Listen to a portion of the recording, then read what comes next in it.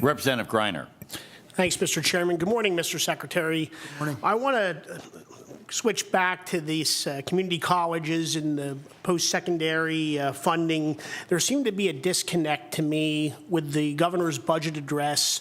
And then when you review the budget, it largely calls for no increases across the board for higher education appropriations other than our state system. And that ends up being an increase of $15 million or about 3.3% to $468 million. I guess what I'm wondering, in light of what I heard him say in his budget address about career and technical education, and of course, I do want to circle back to community colleges again, why would we single out the state system to receive these funds? Well, what's the thought process there? So I think it's not a matter of singling out. I want to be more mindful of my time. So I won't share again the difficult decisions that had to be made in terms of the specific line item investments. But what we do realize is in terms of our state system schools, state-related schools, and community colleges, they provide a significant and tremendous resource to all communities across the Commonwealth. And we're also continuing to make a case around specific options towards alignment of industry certificates, 2-year degrees and 4-year degrees. So first, we did recommend an investment for the state system of higher education. There was a recommendation around flat funding for community colleges and our state system, our state-related colleges. And I think first and foremost, it was about utilizing the resources that are available. And of course, I know as we always will continue to advocate and make ourselves available to working with the General Assembly around further recommendations for local institutions. But when we looked specifically at that investment in higher ed, the resources didn't exist to just look at significant increases across the board. I like to look at performance outcomes, and I look at the career, and I look at the technical schools, and it's been positive, and we try to get young people and even older people to community colleges, and there just seems to be. All I'm going to say is maybe our state system needs to tighten up its belt and needs to look at things when you have a couple colleges that probably should be closing inside the state system. And I think that maybe they need to be tightening their belt. That's just my thought process when looking at this. Now, switching back to the community colleges, I have HAC in my district, the Lancaster campus. And my colleague before mentioned this. If you get operating dollars, they can use that for capital items. However, they can't use those capital dollars but it can't be flipped the other way. I mean, that's the way that it works. So why, and our community colleges were in last week, they want flexibility. Why wouldn't we want to give them that flexibility and give those additional dollars through operating? Is there a specific project that maybe we've identified or earmarked that at one of the community colleges to get that capital increase? Maybe it's singled out for 1 or 2 community colleges. I mean, I guess that's what we're trying to identify as an appropriations committee. Maybe you can provide some insight on that. Yeah. As far as we're concerned in the Department of Education, we don't, single out and identify. We work through a process to, to allow community colleges to make the case around where capital investments need to be made. And then we work through our Department of Higher Education to allocate those funds. Like I said, we heard the budget address. We saw the budget. There just appears to be a disconnect to me. Now, let me follow up also, too.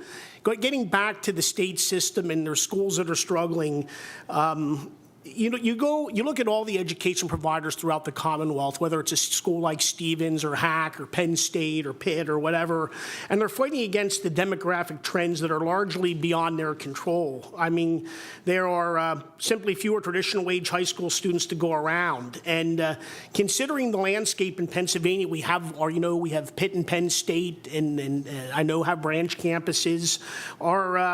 Are there just simply too many enrollment slots now? You see with our state school, there's declining enrollment. Are we doing something at the state? Are you doing something to help bring this together, or maybe to help solve this problem, or say, hey, we got to work more intelligently to figure out what we're doing here, rather than continually funding and doing what we need to do? Absolutely. So as a department, we're engaging very heavily in terms of the alignment from K-12 through higher education and the workforce. First, I think I understand a part of your question around the consolidation. Do we need branch campuses and community colleges and state system colleges? In the department, we are not.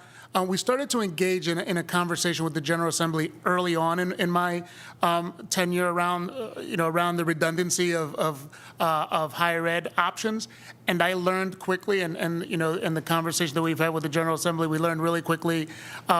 Stay out of a heavily local controlled state and trying to identify who should exist within that space.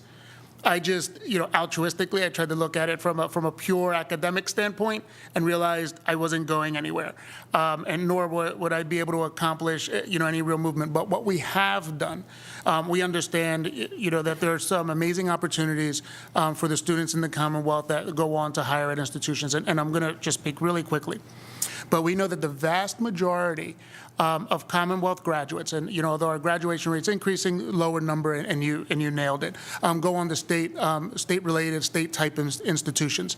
We also know that the greater majority of those individuals tend to not want to travel more than 40 miles from home. We also know that over 60% of jobs are going to require some type, in the next 10 years, 60% of jobs are going to require some type of industry certificate, 2-year degree, or 4-year degree. Yet the current percentage is only 40% of Commonwealth residents meet the degree standard, the certificate standard that are going to be needed in the next decade. So knowing those facts, we realized we had to look at the transition to programs differently. And I'll really quickly, and maybe I'll have an opportunity to share this later, but dual enrollment opportunities are extremely important. Looking at, and we're incentivizing that through Future Ready PA. Looking at credit articulation programs where high schools and colleges and universities can share credits.